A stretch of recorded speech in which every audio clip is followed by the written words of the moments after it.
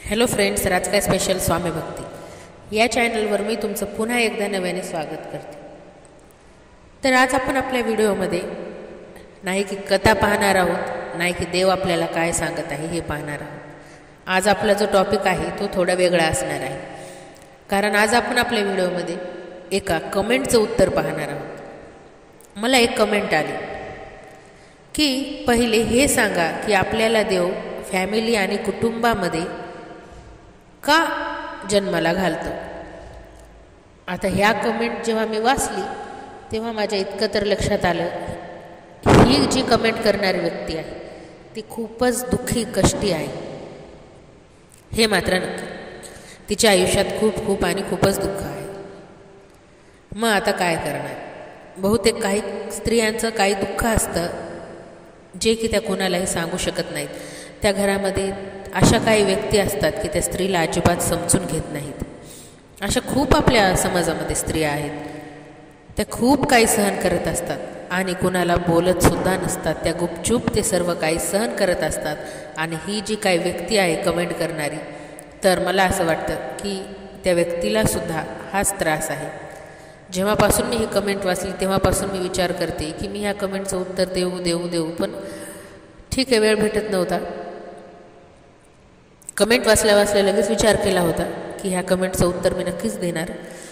ज्या ताईने मला प्रश्न विचारला की देव आपल्याला फॅमिली आणि कुटुंबामध्ये का जन्माला घालतो. आपल्या चांगल्या कर्मामुळे. आता त्या व्यक्तीचे कर्म नक्कीच चांगले असतील की त्यांना मनुष्य जन्म भेटला, म्हणून देवाने त्यांना मनुष्य जन्म दिला. मनुष्य जन्म घेण्यासाठी सुद्धा खूप भाग्य लागतं, बरोबर आहे, हे तर आपल्याला माहीतच आहे. आता त्या व्यक्तीला मनुष्याचा जन्म भेटला, चांगली गोष्ट आहे. आता त्या व्यक्तीचे काही कर्म असतील, चांगले कर्म आहेत म्हणून मनुष्य जन्म भेटला, पण आता काहीतरी वाईट कर्म असतील म्हणून थोडे भोग भोगावे लागतात. परंतु हे भोग जे असतात ना, ते सर्वांच्याच नशिबामध्ये असतात.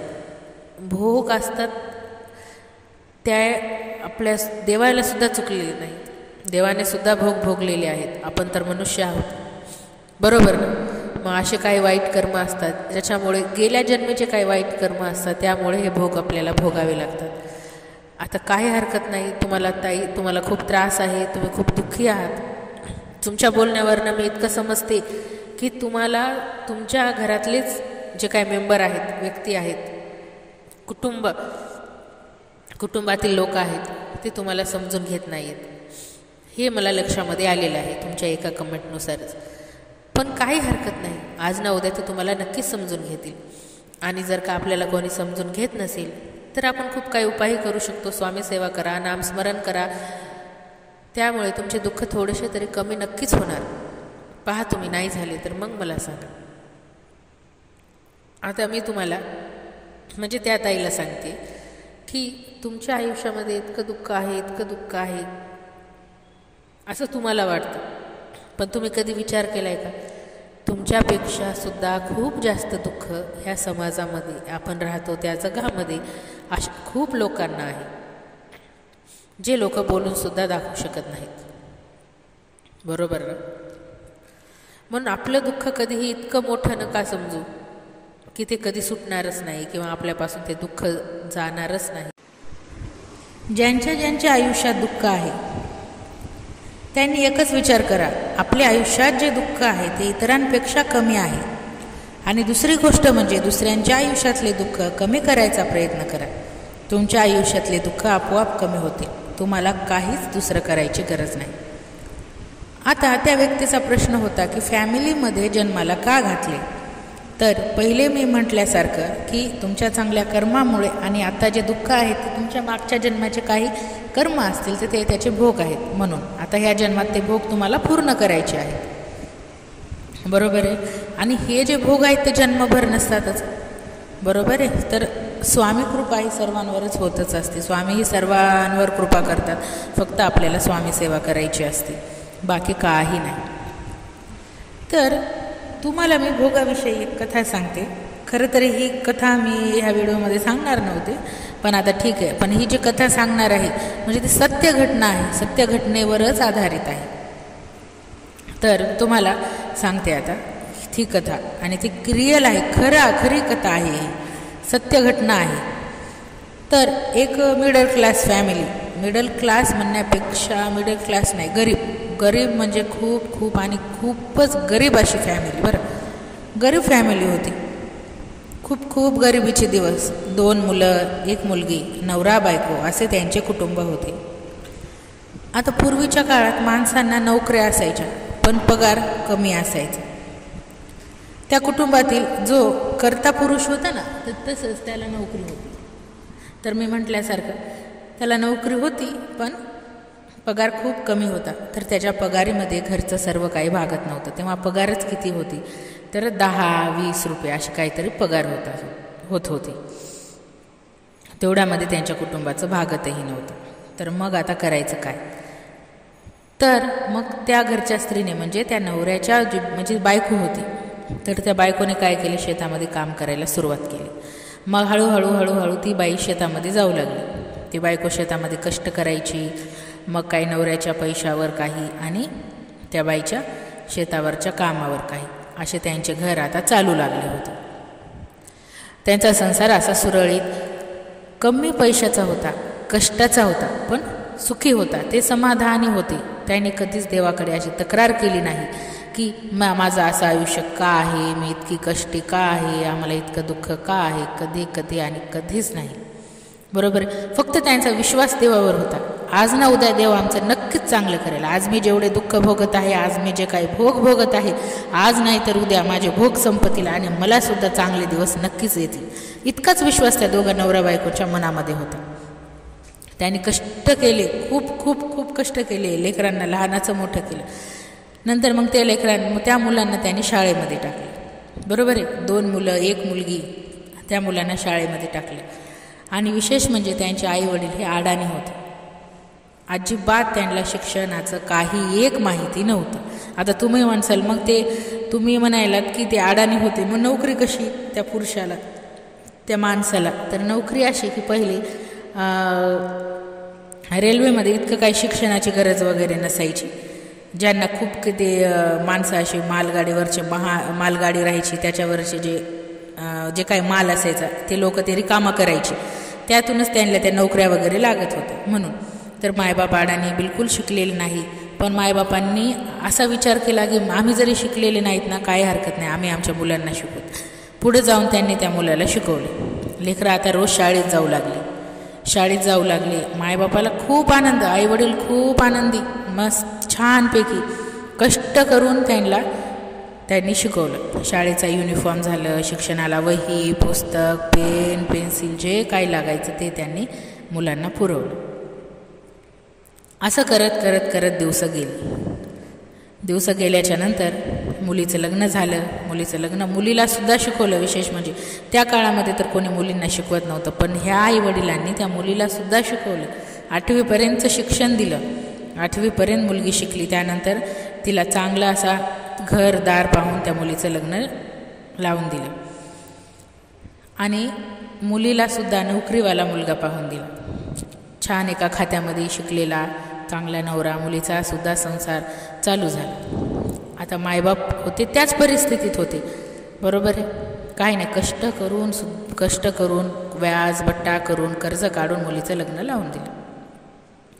पण आतासुद्धा ते दाम्पत्य होतं त्यांच्या मनामध्ये. आतासुद्धा थोडंसुद्धा काहीच किंचितचं सुद्धा नव्हतं की आमची ही परिस्थिती का म्हणून. नाही, आम्ही जे आहोत ते सुखी आहोत. आम्ही आज जे भोग भोगत आहोत, आज ना उद्या देव आमचे भोग नक्कीच संपवतील. देवावर पूर्ण विश्वास, देवावर पूर्ण भक्ती करायची. त्याच्यानंतर मग 2 मुलं शिकू लागले. शिकले. त्यामध्ये सर्वात मोठा मुलगा शिकायचा. आणि विशेष म्हणजे ते दोन्ही मुलं त्यांच्या आईवडिलांना शेतामध्ये मदत करायची. शेतातल्या कामामध्ये त्यांची जी आई होती ना, तर ती पूर्ण शेतामधले गवत, पहिले असे गवत वगैरे कापून आणायचे आणि लोक बाजारामध्ये विकायचे. आणि जे मोठे श्रीमंत लोक होते ना, ते लोक ते गवत विकत घ्यायचे. कशासाठी? तर त्यांच्या घरी जे काही गाई म्हशी असतात त्यांना चारा द्यायचा म्हणून. तर असं करून त्यांची आई काय करायची, सकाळीच शेतामध्ये जायची, पूर्ण चारा आणायची, नंतर ते एक कट्टा बांधायची आणि ते 2 मुलं काय करायचे, आईला मदत करू लागायचे. कशाला? तर ते चारा विकायला. त्या मुलांना लाज वाटायची की आमच्या वर्गातले मुली जेव्हा ह्या रस्त्याने जातात तेव्हा ते त्यांच्यावर हसायचे, अरे हे तर आपल्या वर्गातले मुलं आहेत, अरे आपल्या वर्गातला मुलगा आहे आणि हे पाच चारा विकतोय असं म्हणून. तेव्हा त्या दोघांसुद्धा मुलांना वाईट वाटायचं, लाज वाटायची असं नाही, वाईट वाटायचं. त्यांनीसुद्धा धीर सोडला नाही. इतकं कष्ट करून आपल्या आईवडिलांनी आपल्याला शिकवलं आहे, तर त्यामुळे आपण लाज नाही धरायची, आपण आपल्या आईची मदत करायची. आईची मदत करायला कसली आली आहे लाज, असं त्यांना वाटायचं. पण वाईट वाटायचं की अरे आपले हे दिवस. तेव्हा ते एका दिवशी मुलगा म्हणाला त्याच्या आईला, आई आपण इतके वाईट दिवस का आहेत आपल्याला, आपण इतक्या वाईट दिवसामध्ये का जगतो, आपल्यावरच असं काय संकट आहे किंवा आपणच आपल्या मागेच असे काय भोग आहेत की आपण इतके वाईट दिवसामध्ये जगत असतो. तेव्हा त्याच्या आईने एक सुंदर असं उत्तर दिलं त्याला, अरे बाबा मी वाईट दिवस जगले काही नाही, पण आता हे वाईट दिवस मी घालवू शकले नाही. मी तर माझं पूर्ण आयुष्य वाईट दिवसामध्ये गेलं. मी जे काय भोग भोगले, माझं पूर्ण तारुण्य मी ह्या दिवसामध्ये घालवलं. पण मी कधीच आशा सोडली नाही. का तर मला 2 मुलं आहेत. मी मरीपर्यंत तरी चांगलं जीवन नक्कीच जगेल ही मला आशा आहे आणि ते माझं जे स्वप्न आहे ना ते तू पूर्ण करशील, इतका मला विश्वास आहे. तेव्हा त्या मुलाने विचार केला, खरंच आपल्या आईचे विचार किती छान आहेत. आपली आई इतकी दुःखामध्ये होती पण कधीच तिने म्हणले नाही की मी दुःखात आहे, मी असं आहे, मी तसं आहे, मी हे आहे, मी ते आहे. नंतर त्या मुलाने पक्का विचार केला की मी माझ्या आईला चांगलं जीवन मरण्याच्या पहिले मी नक्कीच देईल. आणि तो मुलगा चांगला शिकायला लागला. आता त्या मुलाची आवड राजकारणामध्ये होती. तर असं करत करत करत तो मुलगा आता राजकारणात गेला.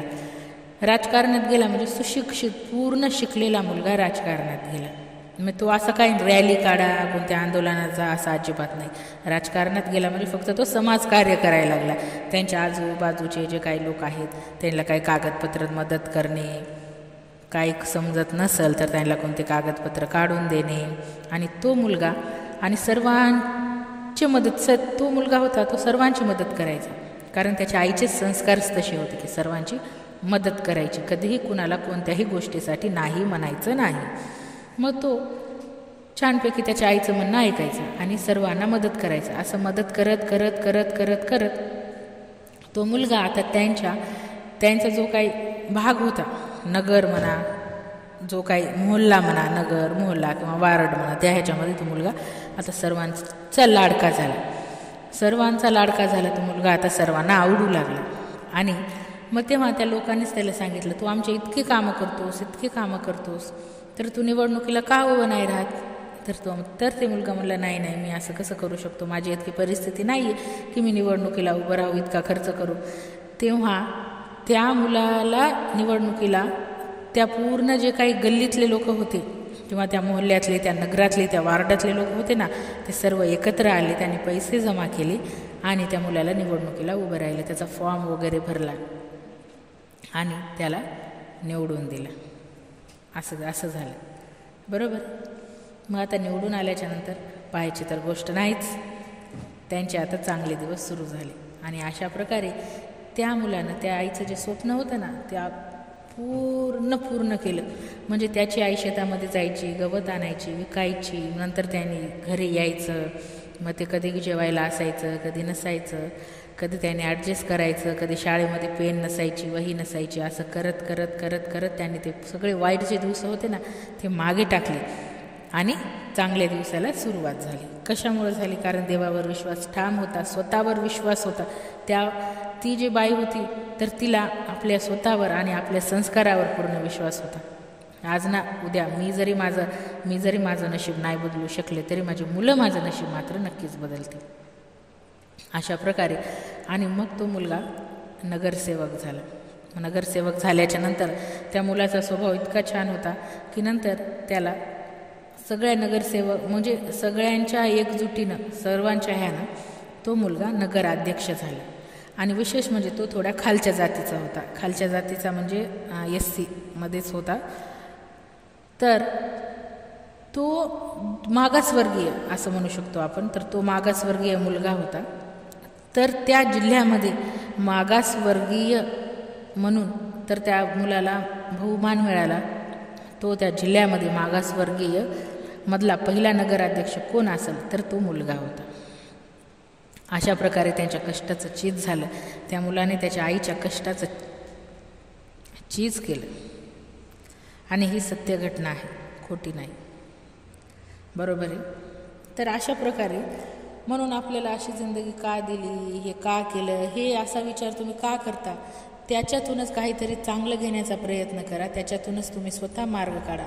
तुम्ही स्वतः मार्ग काढायला लागले तर देव आपोआपच पुढचा मार्ग तुम्हाला मोकळा करून देतो. आता तुम्ही म्हणाल मला अशी लाईफ का, माझी अशी लाईफ का, माझी अशी लाईफ का, असं म्हणत देवसुद्धा काहीच करू शकणार नाही. तुम्ही जर का ठामपणे उभं राहिलात, स्वतःवर आत्मविश्वास ठेवा आणि स्वतःचा जो आत्मविश्वास ठेवा, स्वतःवर विश्वास ठेवा आणि आत्मविश्वासाने एक पाऊल पुढे टाका, तर देव तुम्हाला 10 पावले आपोआपच पुढे घेऊन जाणार. हे मात्र नक्की आहे. पण पहिलं पाऊल हे तुमचं स्वतःच्या आत्मविश्वासानं पडलेलं पाहिजे, इतकं मात्र नक्कीच आहे. अशा प्रकारे त्या मुलाचं पूर्ण चीज झालं आणि त्याने त्याच्या आईचं आयुष्य पूर्णपणे, आईवडिलांचं आयुष्य हे पूर्णपणे बदलून टाकलं. आणि जे काही पैसे वगैरे यायचे, जे काही, आणि विशेष म्हणजे तेवढं काय झाल्याच्या नंतरसुद्धा त्याने त्याच्या आईचे संस्कार कधीही सोडले नाही किंवा कधीही भ्रष्टाचार केला नाही, काही आणि काहीच केलं नाही. लोक आत्तासुद्धा त्या माणसाचं नाव घेतात की ह्या माणसाने खूप काही छान समाजकार्य केलेलं आहे. बरोबर आहे. तर असं असतं, काही ठिकाणी लोक कधीच, गरिबी असो काही असो, पण लोक जे आता आत्मविश्वास असतो ना, तो कधीच, म्हणजे जे विश्वास असते ना स्वतःवर, स्वतःच्या मुलांवर आणि स्वतःच्या संस्कारावर, ते लोक अजिबातच डगमगू देत नाहीत. त्याच्यामुळं त्यांचं आयुष्य कधी ना कधी हे नक्कीच चांगलं होतं. बरोबर आहे. आणि हे सांगायचं राहून गेलं की जेव्हा त्या मुलाने त्या आईला प्रश्न केला होता की आपलं आयुष्य असं का आहे, तेव्हा त्याची आई त्याला म्हणली होती की बाळा, देव उकंड्याची सुद्धा दैना फेडतो. म्हणजे जे उकिरडा असतो त्याच्यावर सुद्धा एक ना एक दिवस नक्कीच एक चांगला बंगला बनतो. आपण तर माणूस आहेत, आपलं तर आयुष्य आहे. देव आपल्यासोबत असं कधीच करणार नाही. आपलीसुद्धा दैना नक्कीच फिटणार आणि आपलंसुद्धा आयुष्य नक्कीच चांगलं होणार. त्याच्यानंतर त्या मुलाच्या आईला घालायला लुगडी नसायची. ती अशी फाटक्या ठिकाणी गाठ बांधायची आणि लुगडी नेसायची. सणावाराला तर शक्यच नाही. बरोबर आहे. 2 लुगडी पूर्ण जोपर्यंत फाटत नाहीत, आणि फाटलं ना तरी पण त्याला ठिगळ लावून वापरायची. आणि नंतर तीच बाई, त्याच मुलाने त्याच्या आईला कधीही 10,000च्या आणि 5 ते 10,000च्या खाली कधीही लुगडं नेसू दिलं नाही. त्याच्या आईला त्यानं दर महिन्याला लुगडं घेऊन द्यायचं. नाही, तू घे आई, तू आहेस म्हणून आम्ही आहोत. अशा प्रकारे मी एकदा काय वाचलं होतं की आपल्याला जगता आलं पाहिजे. हे लेख मी वाचला होता. आता कुणाचा होता इतकं काय माझ्या लक्षामध्ये नाही, पण नक्कीच मी तुम्हाला सांगेल की मरता केव्हाही येतं पण जगता आलं पाहिजे. सुख भोगता केव्हाही येतं पण दुःख पचवता आलं पाहिजे. यशाने माणूस उंच होतो, पाय जमिनीवर ठेवता आले पाहिजेत. मिळालेल्या यशात समाधान मानून आनंदाने जीवन जगता आलं पाहिजे. पाप काय कसेही करता येतं, पण पुण्य करता आलं पाहिजे. ठेच जीवनात लागतेच, सहन करता आली पाहिजे. जगण्याच्या लढाईत उणीव कायम भासेल, ती उणीव भरता आली पाहिजे. हास्य आणि अश्रूंचा मिलाफ करून फक्त समाधानी जगता आलं पाहिजे. तर मित्रांनो, तुम्हाला आजचा व्हिडिओ कसा वाटला असं मी अजिबातच विचारणार नाही, कारण आजचा व्हिडिओ हा आपला कमेंटवरच होता. तर हे होतं त्या कमेंटचं उत्तर. तर ताई, तुम्हालासुद्धा ताई आहेत का सर? तर तेवढं मला त्या ताई, म्हणजे त्या नावावरून तर मला असं वाटतं की त्या ताईच असतील म्हणून. तर तुम्हाला तुमच्या प्रश्नाचं उत्तर नक्कीच मिळालं असेल असं मला वाटतं. माझ्या व्हिडिओमुळे तुम्हाला थोडं तरी समाधानी वाटलं असेल अशी मी आशा करते. तुमच्या जीवनाचं थोडं जरी दुःख मी कमी करू शकले असेल माझ्या शब्दाने, असं सुद्धा मी आशाच करते. म्हणून आजचा हा व्हिडिओ आपण इथेच थांबूया. तर मित्रांनो, नवीन असाल तर नक्कीच माझ्या चॅनलला सबस्क्राईब करा. माझं म्हणणं तुम्हाला थोडं जरी पटलं असेल तर कमेंट बॉक्समध्ये हो मला तुमचं म्हणणं पटलं असं मला सांगा. ठीक आहे, भेटूया उद्याच्या व्हिडिओमध्ये नवीन विषय आणि नवीन व्हिडिओ घेऊन. तोपर्यंत बाय बाय. श्री स्वामी समर्थ.